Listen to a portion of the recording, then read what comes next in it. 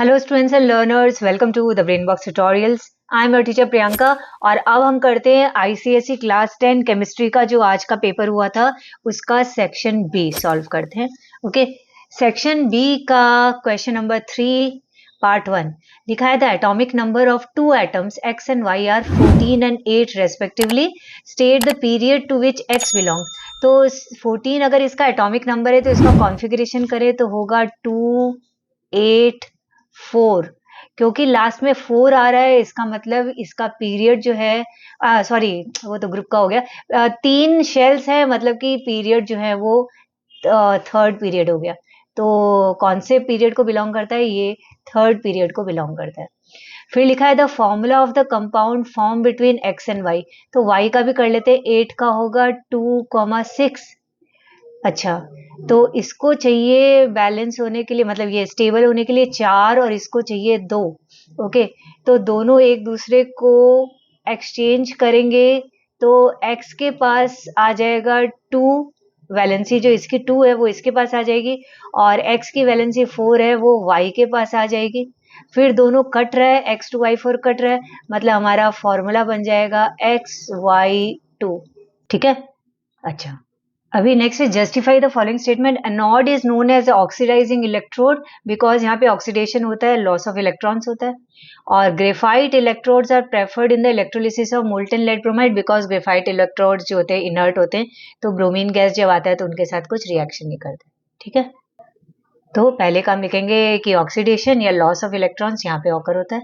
And second में because they are chemically inert, मतलब graphite electrodes are chemically inert and do not react with bromine gas produced at the anode. Okay, next number 3 था the reaction between concentrated sulphuric acid and magnesium can be represented by the equation given below. अच्छा, ये मूल concept से आ गया। बोल रहा है 60 gram of magnesium is used in the reaction, calculate the following. 60 gram magnesium use हुआ है और वैसे मैग्नीशियम का जो एटॉमिक वेट है वो 24 है। अभी बोल रहा है mass of sulphuric acid needed for the reaction. पहले हम 2H2SO4 का कितना होता है वो निकाल लेते हैं, फिर हम यूनिटरी मेथड से कर लेंगे। और नेक्स्ट बोल रहा है volume of sulphur dioxide liberated at STP.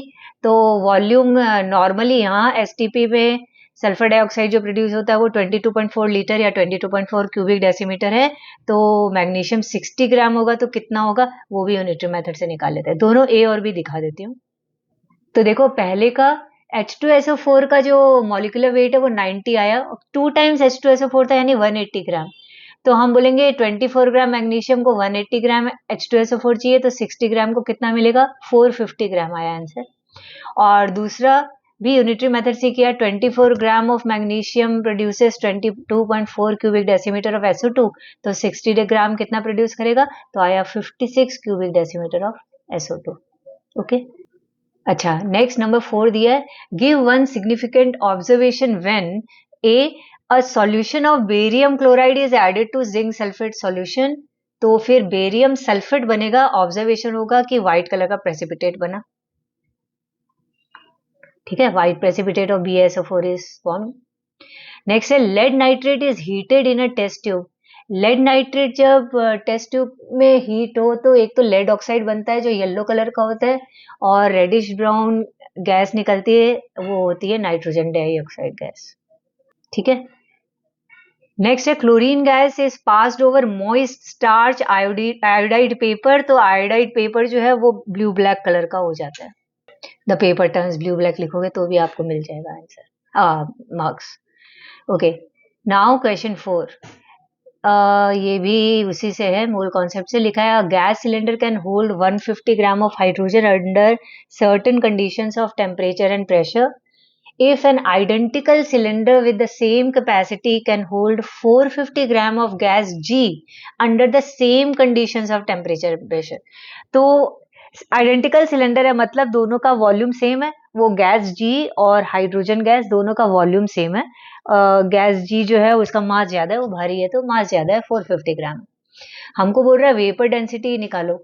Vapour density का फॉर्मूला है कि अगर दोनों गैस का सेम वॉल्यूम हो तो volume of gas G upon volume of hydrogen gas करने से आ जाएगा वेपर डेंसिटी। तो हमारा आया 450/150 यानी 3 वेपर डेंसिटी है। अब बोल रहा है मॉलिक्यूलर वेट निकालो गैस जी का, तो मॉलिक्यूलर वेट डबल होता है वेपर डेंसिटी का, 2 इंटू वेपर डेंसिटी करके निकाल लो, 6 आ जाएगा, 6 ग्राम पर मोल। ओके, ये तो इजी था। नेक्स्ट है complete and balance the following equation, CH3CONA plus NaOH in the presence of CaO makes, और दूसरा है CH3COH प्लस मैग्नीशियम, दोनों का करके बता देती हूँ। पहले का होगा methane plus sodium carbonate, balance तो ये ऑलरेडी है, और दूसरे का होगा magnesium acetate plus hydrogen gas, मतलब एसिड प्लस मेटल है तो सॉल्ट और हाइड्रोजन गैस बनाएगा। ओके, नेक्स्ट है name the gas produce during each of the following reactions. पहला है when copper is treated with hot concentrated nitric acid, hot concentrated है तो ये नाइट्रोजन डाइऑक्साइड गैस बनेगा। नेक्स्ट है when ammonia is burnt in an atmosphere of oxygen, तो gas nitrogen gas निकलती है। ओके, और लास्ट है when ferrous sulphide reacts with dilute hydrochloric acid, किसी भी एसिड के साथ में किसी मेटल का सल्फाइड रिएक्ट करता है तो हाइड्रोजन सल्फाइड गैस निकलती है जिसका रॉटन एग जैसा स्मेल होता है। ओके, नेक्स्ट है पीरियोडिक टेबल का क्वेश्चन, लिखा है clearly do not identify the elements. मैंने ये जब मैं करवा रही थी ये सारे एमसीक्यूज एंड ऑल, तब भी मैंने बोला था कि आइडेंटिफाई मत करना जब तक लिखा नहीं हो। अच्छा है, यहाँ पे डायरेक्टली लिख ही दिया। अब बोल रहा है पहला state the valency of element G, देखो मैंने 3 दिया है इसका वैलेंसी, क्यों 3 है, जी कहाँ पे, यहाँ मतलब 5 है या 15 नंबर में, और कैसे होती है वैलेंसी, 1 2 3 4 3 2 1 0 ऐसे जाती है ना ग्रुप में, पीरियड में लेफ्ट से राइट, तो 3 आया 5A में, इसका मतलब वैलेंसी 3 है, 3 माइनस भी लिख सकते हो। फिर है which element can exhibit catenation, catenation carbon देता है, कार्बन का जो है 4 होता है वैलेंसी, तो यहाँ पे 4 वाला ई है तो यही दे सकता है, ई।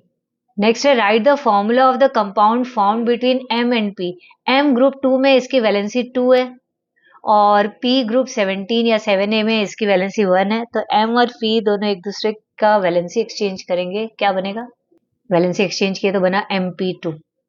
ओके, ये काफी इजी था, ये पूरा पार्ट ही इजी था। हाँ, अगर आपको ये इक्वेशन वाले में प्रॉब्लम हुई है तो यहाँ गड़बड़ हो सकती है, अदरवाइज अगर इक्वेशन आपका सही है तो बाकी सारी चीजें बहुत इजी आई थी। Now next question 5, given below are 2 sets of element from 2 different periods, name the element with the highest ionisation potential in each of the following sets. पहला है एल्यूमिनियम, क्लोरीन और मैग्नीशियम, ये थर्ड पीरियड के हैं, period number 3 में। Now period में जो ionization potential होता है वो लेफ्ट से राइट बढ़ता है, यानी कि जो सबसे राइट में है उसका सबसे ज्यादा होगा, यहाँ हाईएस्ट ही बोल रहा है तो क्लोरीन का ज्यादा होगा, ठीक है।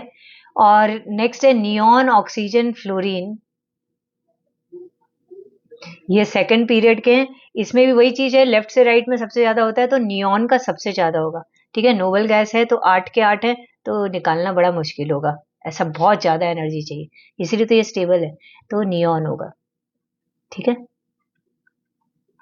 नेक्स्ट है ammonia gas is passed over heated copper oxide in a combustion tube, कल ही हम लोग ये कर रहे थे, कल नहीं मतलब शायद परसों कर रहे थे या कल सुबह किए थे, अमोनिया गैस वाला, passed over heated copper oxide, name the gas evolved, gas होगी नाइट्रोजन।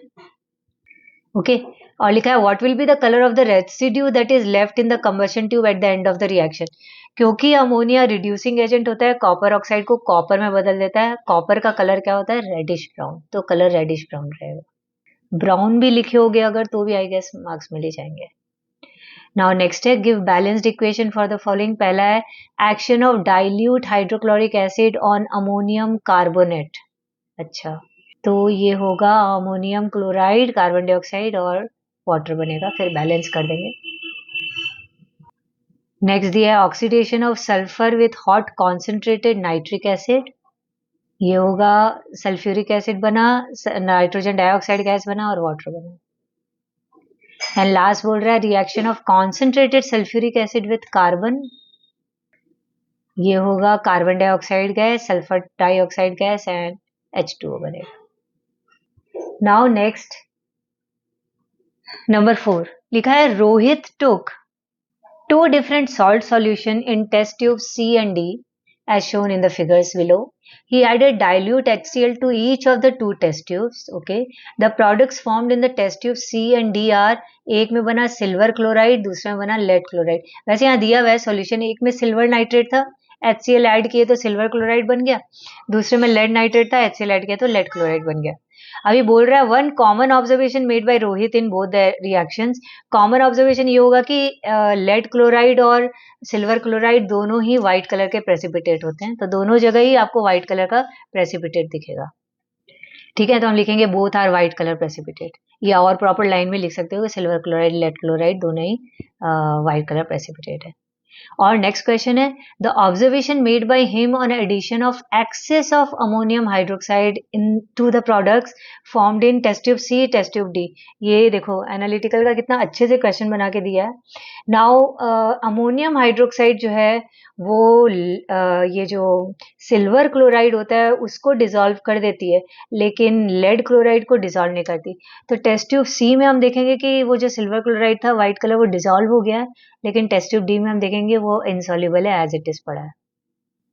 ओके एक में डिसॉल्व होता है दूसरे में इनसॉल्युबल रहता है.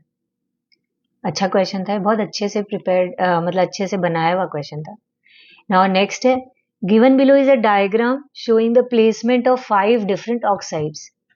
Okay with respect to the given diagram answer the following question. ये एक वेन डायग्राम दे दिया बीच में एक जिंक ऑक्साइड दिया उसी को रीजन एक्स लिखा है. क्वेश्चन भी यही है कि name the type of oxide represented in region X. एक बेसिक ऑक्साइड है दूसरा एसिडिक ऑक्साइड है. रीजन एक्स में जिंक ऑक्साइड ये एम्फोटेरिक ऑक्साइड्स होंगे. जिंक ऑक्साइड एम्फोटेरिक ऑक्साइड होता है. ओके नेक्स्ट है identify the oxide which has been incorrectly placed in the above diagram. Basic oxide तो मेटल के होते हैं दोनों ठीक है. एसिडिक ऑक्साइड में वो क्लियरली दिख रहा है सल्फर डाइऑक्साइड ठीक है लेकिन कॉपर ऑक्साइड बेसिक ऑक्साइड होता है इसको इनकरेक्टली डाल दिया यही होगा. ओके नेक्स्ट है name the oxide from the above diagram which will form an alkali when dissolved in water. Dissolve करेंगे पानी में तो एल्कली बनाएगा सोडियम ऑक्साइड से सोडियम हाइड्रोक्साइड बना देगा ये. ठीक है ओके और नंबर 2 दिया है given below are organic compounds labelled A to F. नाम बताना है क्या लिखा नहीं नाम नहीं बताना है. लिखा है which compound forms a single product with bromine. Bromine के साथ एक ही प्रोडक्ट बनाएगा वो होता है इथीन. इथीन मतलब सी बनाता है इथीन बनाता है.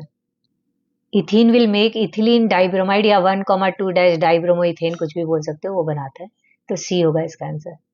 नेक्स्ट है which two compounds have the same molecular formula. देख लो डी है 4 है इसमें 1 2 3 4 और एफ है 1 2 3 4. मॉलिक्यूलर फॉर्मूला सेम है लेकिन स्ट्रक्चरल फॉर्मूला डिफरेंट है आइसोमर्स हैं डी और एफ. ओके नेक्स्ट है which two compounds will react together in the presence of concentrated H2SO4 to form a product with a fruity smell. मतलब esterification तो ethanoic acid और ethanol में होता है. COOH ये इथेनॉइक एसिड A है और OH ये है इथेनॉल तो A और B. ठीक है इजी था बहुत बढ़िया से ये भी क्वेश्चन बनाया हुआ था ये अच्छा क्वेश्चन था. नेक्स्ट है an organic compound X contains carbon oxygen and hydrogen only. The percentage of carbon and hydrogen are 47.4 and 10.5%. तो हम 100 से माइनस करेंगे तो ऑक्सीजन भी निकल जाएगा. फिर लिखा है the relative molecular mass of X is 76. Find the empirical formula and the molecular formula of X. Atomic weight सबका दिया हुआ है चलो निकालते हैं इसको प्रॉपरली. देखो ये मैंने सबसे पहले रिलेटिव नंबर ऑफ मोल्स के लिए परसेंटेज अपॉन एटॉमिक वेट किया 3.9 2.6 10.5 आया. जो सबसे छोटा है 2.6 उससे तीनों को डिवाइड किया क्योंकि ये पॉइंट वाला 1.5 है इसलिए मैं 2 से मल्टीप्लाई कर सकती हूँ. तो C आया 3 O आया 2 और H आया 8. तो एम्पिरिकल फॉर्मूला बनेगा C3H8O2. इसका एम्पिरिकल फॉर्मूला वेट निकालो 76 आ रहा है तो n क्या होगा molecular weight upon empirical formula wait मतलब 76 अपॉन 76 1 ही यानी कि जो एम्पिरिकल फॉर्मूला है वही मॉलिक्यूलर फॉर्मूला है. तो C3H8O2 will be the molecular formula. Okay now next है क्वेश्चन नंबर 7. ये आई गेस हाँ लास्ट क्वेश्चन है ये. Now लिखा है सीमा added a few pieces of copper turnings to a test tube containing concentrated acid P and she noticed that a reddish brown gas evolved. वो concentrated acid जरूर nitric acid है, तो name the acid P, वही question पूछ लिया acid क्या है तो हम लिख लेंगे कॉन्सेंट्रेटेड, मतलब एसिड पी जो कॉन्सेंट्रेटेड तो यहाँ लिखा हुई है, आप सिर्फ नाइट्रिक एसिड लिखो तो भी ठीक है। और लिखा है write a balanced chemical equation for the reaction that took place, ठीक है। तो कॉपर प्लस 4HNO3 हुआ, Cu मतलब कॉपर नाइट्रेट बना प्लस नाइट्रोजन डाइऑक्साइड गैस बना प्लस वाटर बना। ओके, अगर डाइल्यूट होता तो फिर नाइट्रिक ऑक्साइड बनता। अच्छा, नेक्स्ट है answer the following question with reference to the concentration of bauxite ore. Okay, पहला है name the process use to concentrate the ore, that is called Bayer's process या बेयर प्रोसेस। नेक्स्ट है give a balance chemical equation for the conversion of aluminium hydroxide to pure alumina. अच्छा, सिर्फ aluminium hydroxide से pure alumina मतलब खाली एक ही step दिखाना है।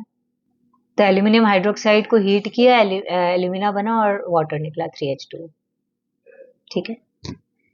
नेक्स्ट है मतलब सोडियम एल्यूमिनेट और वो सब नहीं दिखाना था। अच्छा, draw the dot and cross structure of the following. पहला लिखा है an ionic compound formed when magnesium reacts with dilute HCl, तो मैग्नीशियम क्लोराइड और हाइड्रोजन गैस निकलता है, मैग्नीशियम क्लोराइड को हमको दिखाना है आयनिक कंपाउंड, ठीक है। दूसरा बोल रहा है covalent compound formed when H2 reacts with Cl2, तो वो तो HCl ही बनता है, तो HCl को दिखाना है। और थर्ड है the positive ion produced when ammonia gas is dissolved in water, वो होगा अमोनियम हाइड्रोक्साइड। इसमें पॉजिटिव आयन अमोनियम है तो हमको अमोनियम को बनाना है। चलो मैं तीनों को बना करके फिर आप लोगों को दिखाती हूँ, मैग्नीशियम क्लोराइड, हाइड्रोजन क्लोराइड और अमोनियम।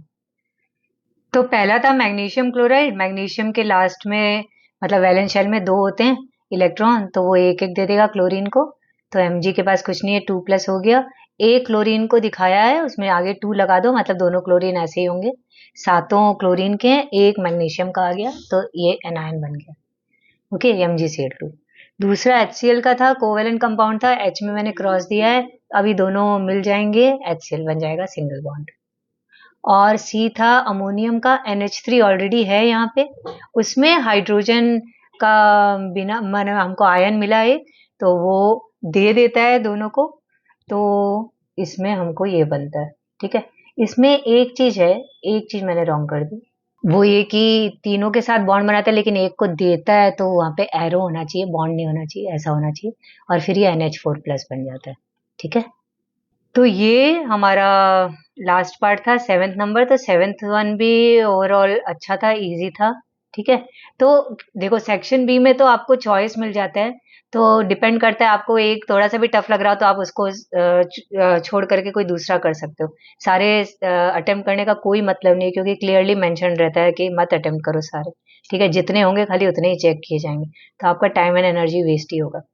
सेक्शन ए में हाँ जरूर सारे सम्स सारे क्वेश्चन ही देखने पड़ते हैं, तो ऐसे में आपका रॉन्ग हो गया तो हो गया, ठीक है। यहाँ तो एटलीस्ट हमारे पास सेक्शन बी में करने को तो होता है ऑप्शन एंड ऑल, तो सेक्शन बी भी अच्छा था। ओवरऑल पेपर मुझे टफ नहीं लगा, कुछ कमेंट्स आए थे कि कैसा लगा, टफ था, थोड़ा टफ था, थोड़े कुछ एक क्वेश्चन तो हर एक पेपर में रहते ही हैं टफ, ठीक है। बट ओवरऑल पूरा पेपर ये टफ हमने बोल सकते हैं इसको, ठीक है। एक दो क्वेश्चन ट्रिकी थे तो आप बोल सकते हो चलो 5-7 मार्क का ट्रिकी था, ठीक है, और तो कहाँ ट्रिकी था। चलो आप प्रिपेयर करेंगे अपने बायोलॉजी के भी वीडियोस में जल्दी ही चालू करूंगी, MCQ डालना चालू करूंगी, तब तक आप प्रिपेयर करते रहिए, आपका लास्ट एग्जाम होगा ये तो बायोलॉजी। तो मिलते हैं जल्दी, बाय बाय, जय हिंद।